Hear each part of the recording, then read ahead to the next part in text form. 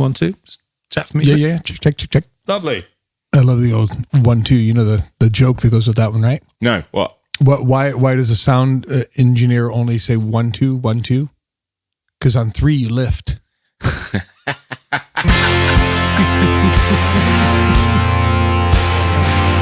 This week we try our second whiskey from Down Under in the form of the Starwood Left Field Single Malt Australian Whiskey. Oh yes, and we're joining you from HQ, our new HQ, while we're about to start recording at Abbey Road, and we're joined by my bass player for this project, Mr. Adam Kury. If you're still thirsty for some more content, etc., and you're bored, just go to our social media accounts at Whisky and Things Podcast on Instagram and at Whisky and Things on Facebook and Twitter. And give us a rating if you could be bothered. That really helps us out. Thanks very much. Spotify. Yeah, at least, please, at least 3 stars as well, because that would help us. I mean, ideally 5, but you know. That'll do. Long intro, mate. Long intro. All right, okay, I'll shut up. Cue the Irish lady. You're listening to Whisky and Things with Nick Kent and Dave Giles. Welcome to episode 95. I'm Dave Giles. And I'm Nick Kent. And this week we are joined by our good friend, Mr. Adam Kury. Hello, everybody. Hello. And we're in... we're together, which is rare. It's a rare occasion. But we are together for most of this month. Yes, we're in an awkward situation when we can actually look at each other in the eyes. Oh my God. It was a bit awkward last time. It is awkward. Well, I don't find it awkward. You might do, but... I'm avoiding eye contact. So yeah, we're in an Airbnb in a lovely house in West Hampstead, preparing to record my next album at Abbey Road this week, which is why Adam is with us. He's our bass player for this journey, because I decided I needed a proper bass player to do this, Nick. Yeah, and there was no one around. No one around. I didn't know anyone in the UK, so... I didn't even know anyone. So, welcome. Yes. Thank you. Be nice seeing how it's meant to be done. The whiskey? That too. Everything. It's making me obsolete. Don't start a podcast, please. There we go. Right, talking of before we get started on what we've been up to this week, should we pour this week's whiskey? Yeah, let's do that.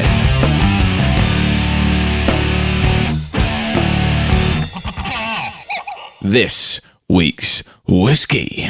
Starwood Left Field Single Malt Australian Whiskey. This is our second Australian whiskey. Oh, that was a good pop. No, it's got one of those black synthetic corks too. Like on the Italian whiskey we had on last week. It's almost the same cork. I can't remember that one. So the one that looked like a butt plug. I got this in Waitrose. Yeah? Yeah. It smells very promising. It's very dark. It is. In colour, which is good. Anyway, we'll have a little drink of that as we chat and get talking. So yeah, rehearsals this week have gone very well. It's been a real dream so far, isn't it? It's been great. I've only caught 1 and a bit days of it, but I've enjoyed listening to you guys play. We got 12 songs. Yeah. The bands sound great, even though I still need to figure out what I'm doing. But the bands sound great. That's good. That's the main thing, I think. It's the main ingredient. Adam, how have you enjoyed it so far being over? It's been great. Other than a little bit of jet lag, it's all been good. It's really nice all being together in a house and hanging out and living and working together. It's a lovely feeling, yeah. The other night when we finished, it was like, we're all going back to the billet. And, so we'll just have dinner together. It is nice. You can debrief, can't you, the day? Yeah. Special. And it's a lovely part of the world, this northwest London. Yeah. Been on some lovely walks around here. Who knew? Gotten to see a few things. I think most of my clothes are still drying out from the rain today. Oh, but yeah, it's still it was a bad, great walk wasn't it? either way. That was bad. Well, yeah, it's what it's like in the movies, when you come to England, You'd be disappointed if it wasn't like that? Yeah, 4 weddings and a funeral. It must have been raining at some point in that. Absolutely. Yeah. Absolutely. So big week ahead. We've got 2 days until we start. As we're recording this, actually, when this comes out, we'll be well on the way. It's day 3, I think this comes out. But it's getting quite nerve-wracking. I was sitting there earlier and I was generally looking at my spreadsheets going, am I really spending this much money? And I had a moment where I was like, what the hell am I doing? And then I thought, oh no, this is good. This is really good. I'm happy about this. Yeah. I walked down there actually. My walk took me all the way down to the studio earlier. Yeah, I checked the route from here to there. And I was standing outside again. I was like, oh my, we're going to be inside next week. It's going to be cool. It's going to be very cool. Lots to look forward to over the next couple of weeks. This whiskey smells amazing. It smells really good. Really good. So, Yeah. you're right there. Yeah, it's only 40%, but I just forget sometimes that it is still 40%. Yes. And I have a big old sniff and, we go into it. So, Nick, tell us a little bit about what we're drinking here. Well, actually, let me start, right? Because I found out about Starwood on one of the boutique podcasts. Not only that, whereabouts in Australia is it from? It's a rather large country. Yeah, I think it's Melbourne. It is Melbourne. Yeah. I've been wanting to have one of these for ages, and I found out about it. And then my girlfriend saw one. I'd been telling her about it, and she saw one in Waitrose. I was like, get it now. It turns out it's now pretty much everywhere in the UK. They've done a whole UK rollout of their brand. Yeah, and they've got quite a few different bottlings to choose from. Nice. I think this is the one of their core range. This is their... Yes, that's the thing. In true Whiskey and Things fashion, they don't make this one anymore. Amazing. But you can still buy it. You can still buy it. Okay. But they don't make it anymore. They don't make it anymore. It's not on their website anymore. So it is a limited edition. It is now. Oh yeah, but I think with these small distilleries, they kind of start with their range and they see what works. And Right. this was the lowest in their price point. But yeah, they've got a bunch of other ones. And what are you thinking of it? Are you enjoying the fruitiness and Absolutely. Yeah. Absolutely. How old is it? I mean, is it a young one? Because my understanding of Australia is they're similar to other New World whiskies where they can experiment a little bit more with these kind of things. And I imagine this is probably younger than it tastes. Yes. It's what, 3 or 4 years old? It's about 3 years because you got you got the weather fluctuation out there Of course. in Melbourne. So you got your 4 seasons in one day. Nice. And all that kind of thing. So I think it's about 3 years. I couldn't find a definitive number. They don't have age statements anywhere, but I did find one little bit on one bit of their website saying one of them had been aged for 3 years. And I don't think they do much more than that. All their bottlings, all of them, are aged fully in red wine casks. Oh, which would explain the dark colour. Hence Yes. the colour. Yeah. Yes. And they're all the wine casks are from like within a day's drive. Oh, nice. It's much like Very the New local. Zealand whiskey collection, Omaruvian, etc., where everything's come from New Zealand wineries, vineyards. And same for these guys. That's weird because I'm not picking up any red wine flavours in this at all either. Maybe I am, but I don't feel like I am. Doesn't have the tannins that you would expect. No, from but it's very that. smooth. It's a very smooth taste. A little bit of pepperyness Yeah, to it, but not absolutely. over the top. It's not assaulting you with it. Yeah. Smells creamy, smells yogurty. Like it. Like that smell. It's got an Irish whiskey quality to it. You reckon? Yeah. I have to pour myself a little bit I'm more. almost so much in the smell of it. I almost detect like a subtle, like almost like a coffee undertone to it. Like it's not on top of it, but it's I get that. somewhere in there. Yeah, there's a You're right there, mate. Fine, great. Did you just pull a muscle in your rib? No, I tried to put. It nearly went in my mouth for some reason. The What, cork. your rib? Yes. Been one of those weeks.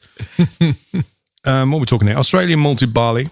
They use brewer's yeast to get more of a tropical fruit flavour as well. And they're very proud of coming from Melbourne and their whole food scene there and their craft beer scene. They've taken a lot of inspiration from that. In fact, their distillery, you can go in and there's a whole bar in the distillery. Oh, nice. For beers and all that kind of stuff? Yeah, everything Nice. really. And the whiskies, you can go and sit amongst the stills and they will just chat about it and just go in and have a night. Yeah, it looks pretty cool.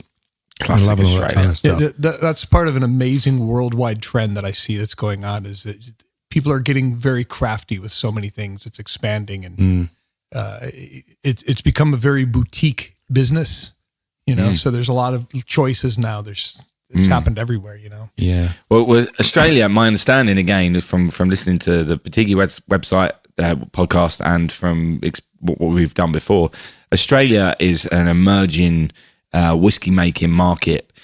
Basically, there were rules. There was like 2 big companies that made whiskey in Australia, and there was rules that made it almost impossible for small distilleries to set up because. In order for them to get a license, they had to have stills that could produce a ridiculous amount of whiskey.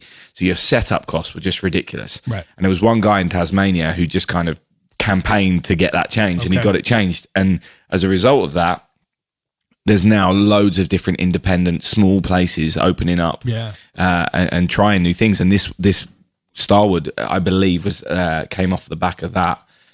So it's a relatively new company, in the grand scheme of things, in whiskey terms, and they can do different things as well. They can experiment because they're doing smaller batches. So actually, they can try something for a small batch. If it doesn't work, it's not the end of the world. They can try something else. If it does work, we'll do that again, or constantly experimenting. And I love that because then you get so many different flavor profiles, right? Yeah, they're trying all kinds of things. It says here, do not mix with anything. Oh, really?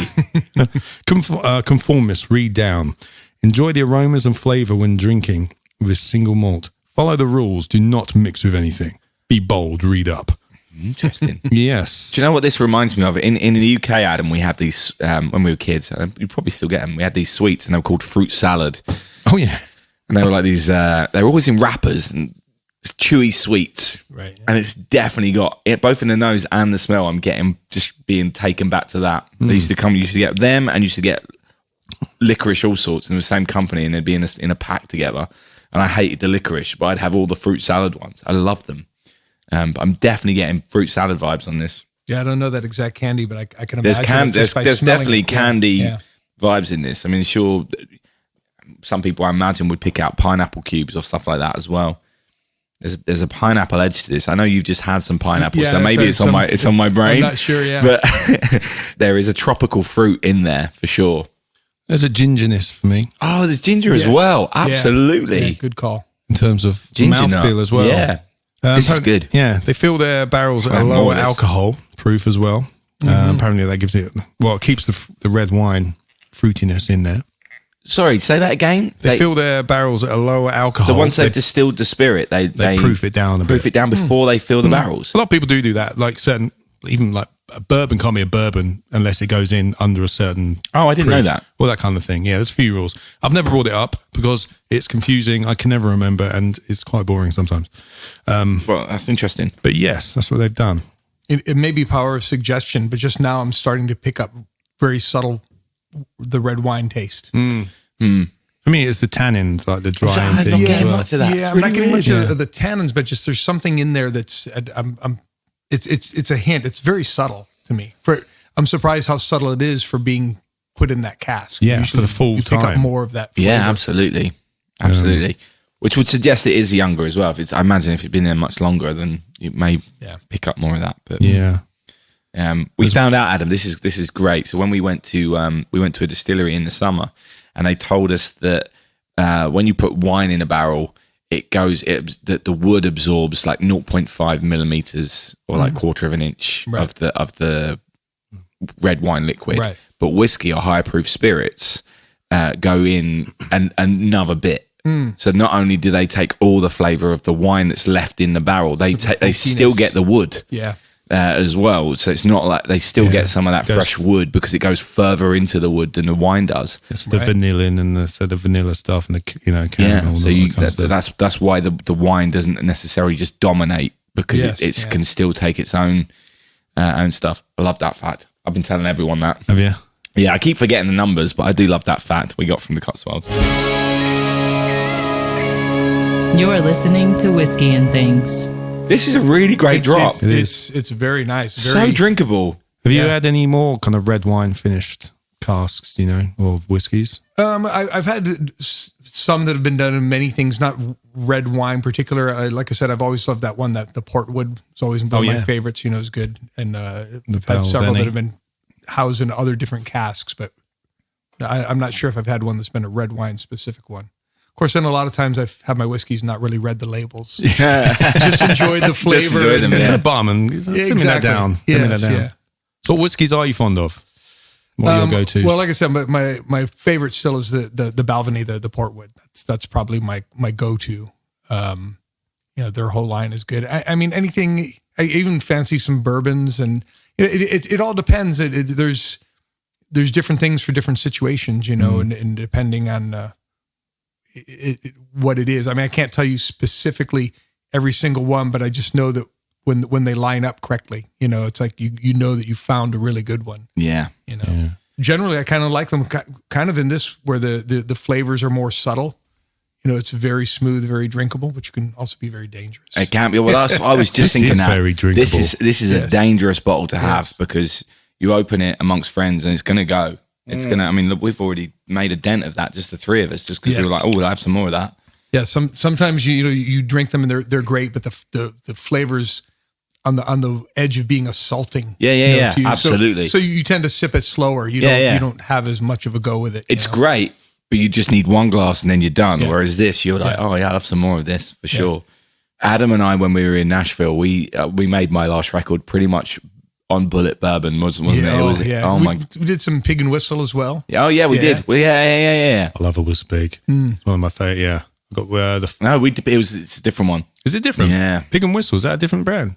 Yeah, I think so. Oh, okay. Sorry, I didn't mean to correct you. For a minute, I thought I was wrong too because I don't know that much other than I've seen the name and I like their whiskey. And we had we were trying some local stuff as well, which was which was great in Nashville because in Tennessee there's certain whiskeys that can't leave the state, right? Yeah. They have, the states have some strange liquor laws, and that's the thing is it's all regional from state to state how they handle everything. So it's pretty bizarre how they do it.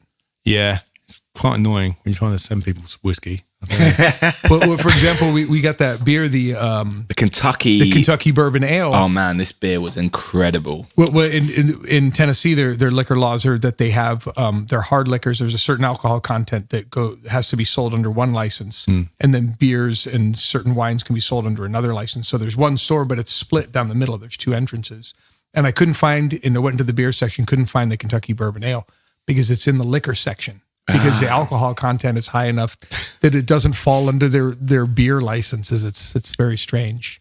That's weird. Yeah, it is weird. I remember we were in the studio on a Saturday. This was when you left us for Phoenix. Yeah, and to do a gig in Phoenix, and then came back.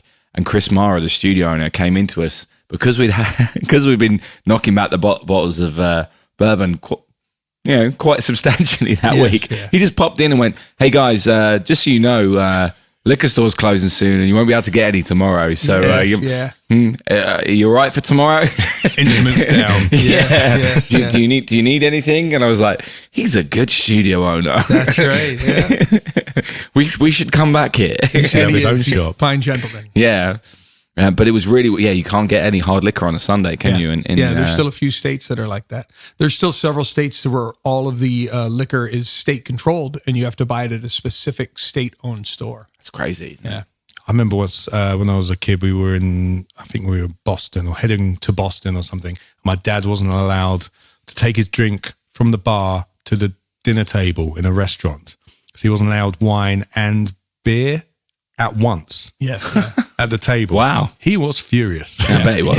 He's an old Navy man. Couldn't understand. He would not have like that. Yeah. Probably the craziest ones are, and they still have a lot of, is if you go to Utah, their laws, they've changed dramatically. It used to be a dry state, didn't it? Is that right? It was a dry state, and then they had a thing where all of the alcohol had to have certain contents, like they had limits. Like I think all of their beer couldn't be more than 3%. Wow. Yeah. And then they finally loosened that up, and you had, to go into bars, you had to be a member of a club because they wanted to keep tabs on who was drinking. All right. But it's still the same thing. You can't order a beer and a shot. You can't order a double. Wow. They won't let you do that. Let's not go there. No, let's not go there. Let's not go there. No, we'll give that one a miss. So we had Kevin Martin on, who's in a band with Adam. And that was a great episode. Because Kevin loves his whiskey. Yes. I'll let you in on a little secret about Adam. His favorite drink isn't whiskey. Oh, yeah. It's tequila. Yeah. Oh, really? Yes, yeah. Yeah, I'm much more well-versed in my tequilas. Well, tell us about tequila, because I think we've had this conversation before where we just had the bad stuff in bars. Well, there's some great stuff out there. It was Adam who taught me this. Right. Yeah. Well, if you actually read up on tequila, most people, their exposure is to that Cuervo Gold that they keep in the well there. And technically, that is not even considered tequila. Did you hear the term he just used? They keep in the well. I did hear that term. Yeah, because I remember I referred to whiskey as the well whiskey before.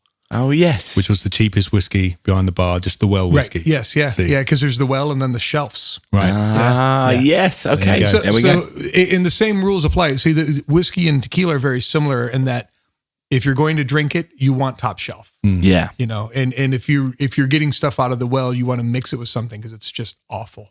You know, it's absolutely. terrible. Which is why when you do it in this country, when you order tequila, you normally need to have it with the salt and the lime because you need to hide the flavor of that spirit.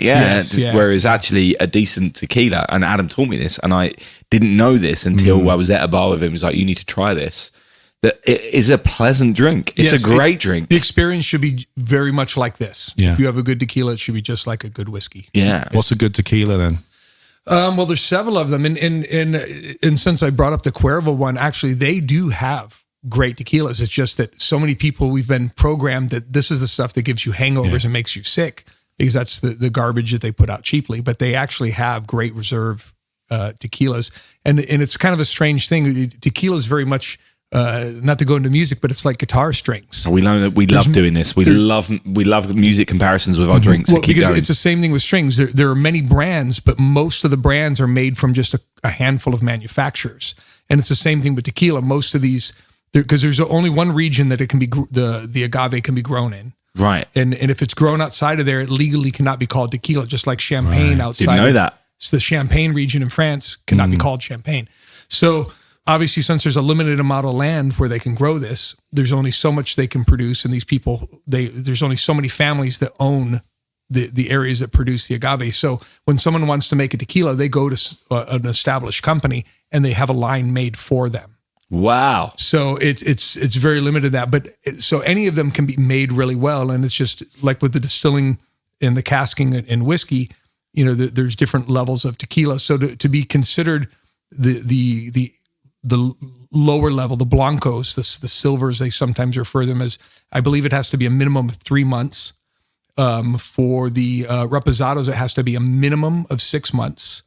For the añejos is 1 year, so it's a minimum of 1 year. And then they also have what they refer to as extra añejo, which is a minimum of 2 years. Right. Yeah, and that's just minimums on those. Generally speaking, the longer you've casked it and let it, you know, cure and settle and everything, the richer and the deeper it is, and it's the more subtle flavors of it. So the general rule is if you're going to like make a margarita, you go for the silver, you know, the blanco, because you can mix that. You know? I know some people that love to drink that straight. If you get good one, that's good. For me, it's all about the reposado or the añejos, and different companies have different levels. Sometimes you'll find a reposado is better than añejo, usually from one company to another. But you just have to go through and taste them and find them and get your go-tos. Yeah, sure. I'm going to get a glass for Adam because of that. Oh, I would like him to try this other Australian whiskey that we had. Yes. This This is a banner day, my first and my second Australian whiskey. There you go. What a day. This one's from Tasmania. We tried this a few months back. David bought this for me for my birthday. Oh, nice. Thank you again, Dave. Well, just on the inspection of it, I can see it's definitely a much lighter color than this one. This one was made on a farm. I'll tell you about it first. All right. Belle Grove Farm in Tasmania. Okay. After he malted the barley, I think or was it rye? It's rye. It's rye, this is a whole isn't it? It's rye. rye. I think he might have had nice. a little. I think he actually malted. He must have malted the rye. So I don't think there was any malted barley in this. He dried it in a tumble dryer. Okay. He then he milled everything in a meat mincer. And then So this is very much a DIY operation. Absolutely. Very Like homemade And this was the whiskey. guy whose name has escaped me annoyingly. An industrial sewage separator was used. I think it was to separate the in the wash, in the mash, I think it was. Anyway, he has a hand-built still, which he made using copper wire that he'd I'm getting more excited about this as you he'd speak. recycled copper wire from his local. He heated that still using chip shop oil from his local chippy. So recycling there as well. Yeah. And It's there a we green go. whiskey. Yes, very. And some of his whiskies, I don't think it's this one, but he would smoke the whiskey. Sorry, smoke the barley or the rye using sheep dung from his farm. I don't think it's this one. But we love this drop. Yeah. And I when we opened it and tried it, I said, we have to save some of this for January because I think Adam is going to love it. Now, You might not, but when I had it, the first thing I thought was, I think Adam's going to love this one. Ooh, wow. It's even more subtle than the other. Because I think it smells like tequila. I agree. It's got some of those qualities for sure. yeah. Yeah, it's a different spectrum, but it's got this similar. Yeah. Yeah, 49.8%. It's a 4-year-old. It's very DIY. Oh, that's very nice. Completely different spectrum. Yeah. It's strange. It's a rye, but it almost has a. It reminds me of some of the more peaty whiskeys, but without having that. It's not such a strong. Yeah. You know what I'm talking about. Yeah. That's very nice. Yeah, I think it's probably smoked. Isn't it? Huh? Is it Belle Grove or Belle Grove? Yeah. Belle Grove Distillery in Tasmania. Beautiful. Yeah. Rye whiskey. So Yeah, I thought we'd pull that one out as well. Oh, absolutely. This is the reason why I brought it.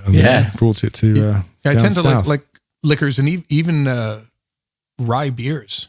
Are nice I've not. I don't know if I've had a rye beer. Have I had a rye beer? Probably I don't not. know. Yeah, they're not that common. They're not as easy to find. But I find, generally speaking, I like things that have been done with rye for whatever reason. You love it, don't you? I love a rye whiskey. Yeah, Really do. There's a dill note which you always get from rye, which you love. Pickle and dill and yes. That's why I was saying earlier on, I love a whistle pig. That's what I get out of those. Yes. You're liking that. Good. Yeah, it's good. nice. These are both great. Whiskey? Should we talk about prices for the Starwood? So I think this was, if my memory serves me correctly, I think I paid either £30 or £40 for it, but I can't remember. Okay. It's $34.95 on the Whiskey Exchange. Very reasonable. Bang in the middle. Bang in the middle. Isn't that a good price That's for this whiskey? Yeah, to get that kind of quality, because usually you expect maybe 70 or 80 before you get into the really high end of things. Yeah. Especially from Australia. It's come all the way over. Exactly. All the way. Exactly. It's not like it's they've distilled it in the UK either. It's still it's an Australian product that's been shipped over. Yeah. And so that alone should add big price to it, but that's such a reasonable price for this drop. And what I like about it is a little bit more unique. Not like it doesn't taste like a Scotch. It tastes like a whiskey for sure, but you know that you're drinking something which is a little bit different, like the English whiskies we drink. And I don't know if it necessarily tastes Australian, but it definitely tastes different to Scotch. So therefore, for this price, incredible. But I think it's extremely subtle, the red wine, considering the full maturation. And I love the fact that it's come from within a day away. Those, they're using the local resources and stuff. For sure. I love all that kind of stuff. For sure. They got some other interesting ones. Next one up is which you can still buy in the UK. Starwood Nova. That's $44.75. That's red wine again. The Fortis, 50% ABV. That one at 60. So they're going up in kind of increments. Whiskey Exchange have an exclusive from them. Oh yeah, it's about 50% ABV. That's about 60 quid. Well, one of the boutique range which we got, which this rye that we talked about just now, the Belle Grove that Adam's just tried, was also a Starwood. Really? Yeah. So I don't know if they've got any of them left, but that was how I found out about Starwood, because it was in the same range, and I was listening to that podcast that they were talking about it. Yeah. Are all of them casked in red wine? Yeah. All of them. Okay. All of them. They've got another one. They've got a double grain version called a twofold, which is malted barley, 100% malted barley, married together with a wheat whiskey as well, which is pretty cool. Nice. They also have another one called Unexpeated. They're all to do with like space and stuff. You got Nova and stuff like that. I'm enjoying that. I thought you'd enjoy that. The labels I thought you'd enjoy. But yeah, the Ex-Peated is red wine again, but then finished in an ex-Isla peated cask. Okay. So that's interesting as well. So yeah, they're doing a bunch of stuff. Similar to what the Cotswolds did. Yeah, they're doing some good stuff. So yeah, exciting brand, I think. Absolutely. I don't think there's anything else I need to say. Yeah, I'm enjoying it. Absolutely not. Just this is a good, especially for that price point. I would say this is one of the best whiskeys we've had. Yeah, in a while. Oh, it's interesting too. It's a conversation piece. Yeah, great cork, great bottle, great cork, great color. Have I missed anything on the bottle? I don't think so. Yeah, this one's called Left Field. And it's not being made anymore. Well, I couldn't find it. They may bring it back. You never know. That's a shame. Do they have large import duties on things from Australia to the UK as well, or do they kind of favored nations We taxing don't know. clause. Since a certain thing happened, we don't know what's happening. Yes. I think there's probably some Commonwealth things that mean we've got a good trading agreement with Australia. Yeah. I don't really know. Yeah, I would think they would. There must. I mean, for this to be that price, there has Yeah, to be, right? it can't be a lot. It can't be a lot at all. Yeah, Yeah, absolutely. but who knows? Who knows? Who knows? Anyway, good job, Starwood. Yes, good job. Well done. Well done. We'd like to try some more. You're listening to Whiskey and Things. Adam, you can watch your full conversation with us if you join our Patreon page. But as I'm nice, I might send you the video anyway. If you want to become a member, though, Yes, and if anyone else wants to become a member, just go on to patreon.com/whiskey and things. Oh, please do. Yeah. I'll be putting some of your socials, Adam, on in our show notes as well. Yeah. Well, this is the year I've said I'm going to go back to my socials. So Yeah. I've literally had almost a 2-year Absence. leave. Yeah, it got too toxic in the social world. You know. I agree. Yeah, it's a big distraction. I think a lot of people can say that. Yeah. For sure. So, Adam, what are you most looking forward to about Abbey Road? Interestingly enough, I mean, the whole experience of being there, I see as a separate entity from the making of the record. If that makes sense. No, absolutely. And I think that I probably won't really absorb a lot until we've done the parts, at least that I'm set out to do there. Yeah. I think that because I don't want to be distracted by where we're at and what's going on. I don't want to lose focus. I was really hoping this week we would be able to get down there and go in. And I sent them a message saying, "Hey, it'd be great if we can just come in because for that very reason, so that we can almost go as tourists, Yes, and get a little bit of that out of our system. Sure. That so and so sat here, that's that, and because that's going to happen, right? well, of course. And it was fully booked, so they wouldn't let us in. I was like, fair, which is fair enough, Yeah, absolutely. yeah. I don't want anyone coming in our sessions either, right? That's fine, but yeah, It's going to be hard. That's going to be the thing, isn't it? The switching off, the remembering, okay, we've got a job to do Yes, yeah, in this room, but at the same time, yeah. we're in this room. Of course. Right? And it was, as I was standing outside it earlier, I had that little moment where I was like, I'm going to have to really I'm struggling already, like detaching myself from being starstruck grandeur of almost it, to actually, come on, I'm here to do a job. I'm looking forward to getting some pictures of your faces, to be honest. Yes, yeah. I mean, it's You're going to have to be sending up first, which really annoys me. Yes. Anyway, yeah. Oh, right, yeah, the opening of the door. Well, for people like us who've dedicated our lives to music, this is like a trip to the Holy Land, so to speak. Absolutely. You know what I mean, this is it's probably the pinnacle. Like I say, the things that have been recorded in there. I mean, just the Beatles alone, but there's so much else that was been done there. I mean, they did Dark Side of the Moon there. Yeah, There's absolutely. you go on, and it's almost overwhelming to think of the quality of the music that's come out of that studio. So Yeah. I'm quite. But yeah, let's not looking forward to talk it. about that. No pressure. Until we get there. It should be fun, though. It's It's gonna going to be fun. Looking forward to I mean, it was a similar thing when we made that record in Nashville together. Yes. It was the last couple of days where I actually was able to relax and be like, we've done it. Even though I was actually fairly relaxed throughout the whole thing, the last couple of days, once it was done, it was like, okay, there's a few things left to do, and obviously we'll keep working hard, but we now got a product. We've made an album. Yeah. And it sounds good. Exactly. That one was, and then meant particularly the last day, I could really just soak it all in and enjoy the experience of being in that studio and try and process what had happened. Yeah. And I think a similar thing is going to happen here. Like, as Adam said, get your parts done. Once you know the core of it is done, and we've got something, and it's coming together, then you can start looking around a little bit and being like, hey, I'm in this room. Yeah. This is cool. This is nice. Coming down. Do you come down those stairs first, or No, do you go into the main room, then you go up? The stairs. Yeah, the control room's tiny, apparently. Oh, really? Yeah, so I don't think we're going to be hanging out in the control room very much. Oh, okay. There's a lounge downstairs, but obviously we go into it, but it's not a hangout. Whereas when we were in Nashville, the control room was massive. Yeah. And the whole place was a labyrinth. Yeah, absolutely.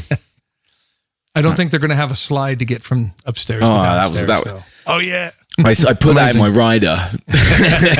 Install slide, please. But I don't think they're going to Fit do a it. bouncy castle in there. Yeah, you definitely could. Or trampoline underneath. You could jump off the top of the stairs onto a trampoline. Yeah, I asked for that and they said it was £500 plus VAT. £500 plus VAT. That sounds about right. Sounds about right. So, that's not happening, I'm afraid. Oh, well, never mind.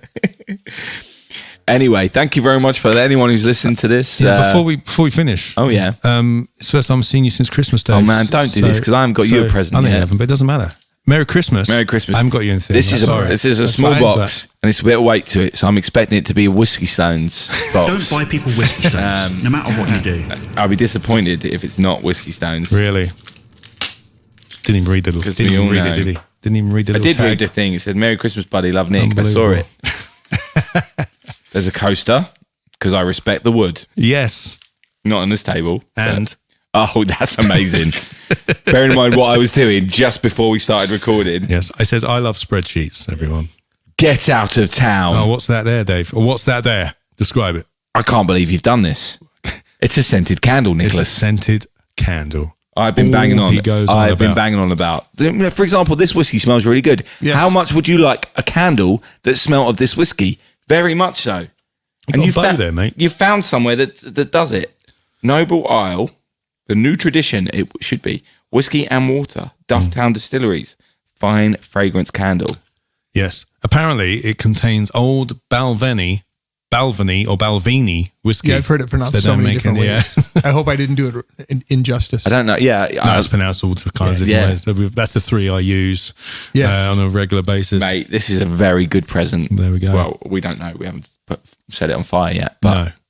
It smells nice. oh, yes, it does. It does smell nice. As I'm opening it, Let's got some Balvenie in it. It smells of. There is whiskey elements to that scent. It smells good. We will try it this week. The full review. Next week, you'll hear whether this You will is... get the full review of the whiskey scented candle. Smell Whiskey it. and water, the fine fragrance candle. Mate, this is a touching present. I very much appreciate I it. couldn't Thank you very come to much. Christmas and not get you a scented candle, could I? No, you're right. Oh, you've hinted every episode. That I wanted a scented candle. Good Every point. episode. That is the season for scented candles. Christmas. It is the season for scented candles, for sure. For sure. For sure. Was looking for a bottle for you. I just never got. I couldn't find one, and because of what happened to me pre-Christmas, yes. it ruined. I didn't want to buy one online this year. I was looking for something specific.